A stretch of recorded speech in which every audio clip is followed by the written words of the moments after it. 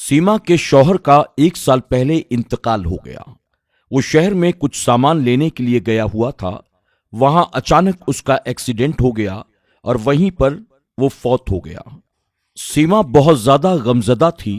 उसका कोई अपना नहीं था जिसे वो अपने दिल का हाल सुनाती। जब रात को उसकी बेटी आमिना सो जाती तो अपना दिल हल्का करने के लिए एक डायरी लिखा करती थी। आज हम उस डायरी में लिखा हुआ एक वाकया आपको सुनाने जा रहे हैं। वो कहती है कि मैं नहीं जानती कि डायरी कैसे लिखते हैं। तुम्हारे होते हुए कभी डायरी लिखने का ख्याल तक नहीं आया था। आह मेरे शौहर, तुमने तो साथ जीने मरने की कस्में खाई थी। मैं और तुम्हारी बेटी आमिना अब इस दुनिया में अकेले रह गए हैं और अब मुझे ये बात समझ में आ गई है कि एक मर्द के बगैर औरत कैसे अकेले रह जाती है। तुम्हारे होते हुए मुझे कभी इस बात का अंदाजा नहीं हुआ। मकबूल दुकानदार मुझे बुरी निगाह से देखता है, हालांकि उसके घर में उसके बच्चे खेल रहे हैं। मैं चाहती हूं कि मुझे कभी भी उसकी दुकान पर न जाना पड़े, मगर क्या करूं, घर के हालात के आगे मजबूर हूं। उसके अलावा इतने देर के लिए मुझे उधार देगा भी कौन। मुझसे रोज डायरी भी नहीं लिखी जाती। मैं सिर्फ उसी दिन लिखती हूं जब मेरा दिल ज्यादा उदास हो जाता है। आमिना रोजाना स्कूल जाती है, लेकिन उसके जूते और यूनिफॉर्म पुराने हो गए हैं। मैंने उससे कहा है बहुत जल्द शादियों का सीजन आने वाला है। उस वक्त मैं लोगों के कपड़े सिलकर आमदनी इकट्ठा करूंगी और तुम्हें नया यूनिफॉर्म और नए जूते दिला दूंगी। आमिना कहती है करीब में जो मकबूल अंकल की दुकान है, वहां से अंकल मुझे बहुत सारी चीजें रोजाना मुफ्त में देते हैं। मैं सोचती हूं अम्मी जान कि ऐसे लोग दुनिया में बहुत कम क्यों होते हैं। मकबूल के 3 बेटे हैं। आज मेरे सामने उसकी बीवी का कॉल आया था, लेकिन उसने ज्यादा बात नहीं की और कॉल कट कर दिया। बस मुझे मुस्कुराकर और आंखें फाड़ फाड़ कर देखता रहा। आज तो उसने हद ही कर दी। वो मुझसे पूछने लगा, आपका आगे की जिंदगी के बारे में क्या प्लान है। अब उसे कौन बताए कि मेरा जो भी इरादा हो तुम्हें उससे क्या लेना देना है। काश कि मैंने कभी भी उससे उधार सामान न लिया होता।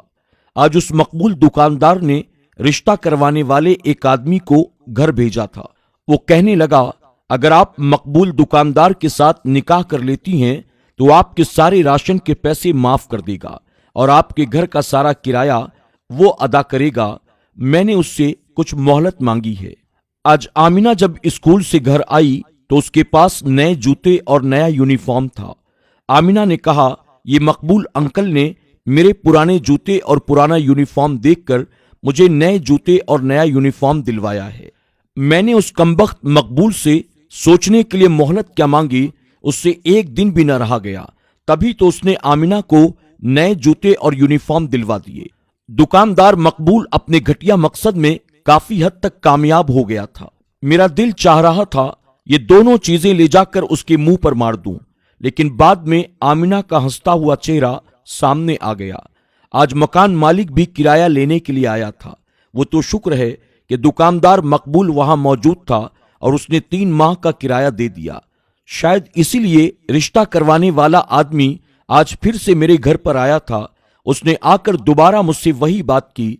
मैंने उससे कहा कि मकबूल से कहो कि वो तुम्हारा मुंह मीठा करा दे, क्योंकि आज मैंने हां कर दी है। मैं भला करती भी तो क्या, मैं मजबूर थी। आह मेरे शौहर, जिंदगी भी क्या क्या रंग दिखाती है। जो हमने कभी सोचा भी नहीं था वैसा हमारे साथ हो जाता है। आज मुझे ये शख्स जहर लगता है, लेकिन मैं क्या करूं, मैं मजबूर हूं। इस तंगदस्ती में आमिना का गुजारा बड़ी मुश्किल के साथ हो रहा है। दोस्तों, हम उम्मीद करते हैं कि एक बेवा औरत की ये कहानी आपको जरूर पसंद आई होगी।